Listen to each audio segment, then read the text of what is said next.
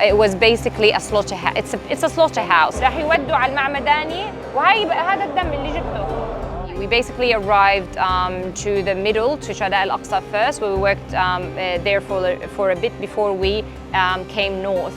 Now the situation in the north has been disastrous. Not saying that in the south it wasn't, because when we were south, we thought, me and the other Australian doctor that was with me, Dr. Saya Aziz, that we've seen the worst with the starvation, with the strikes, with the injuries that we saw, and with the amount of people, the starvation, the sewage, no clean water, people living in the hospital, people evacuating there every day. However, when we went north, it was another level of disaster. It was basically a slaughterhouse. It's a slaughterhouse.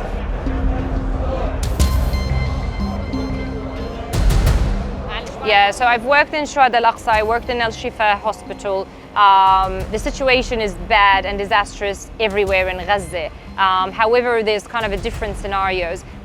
So people in Gaza are basically waiting to die in different ways. So it's kind of, they're waiting their turn to die. So we're either being killed by a bomb and a strike with different weapons, F-35, F-16, quadcopters, Apaches, the robotic injuries, and all sort of other weapons, snipers and the tanks.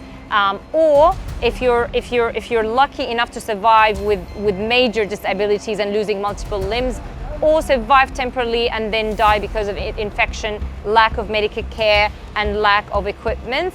And other people die when they evacuate, go with no homes and they die from starvation and infections as well.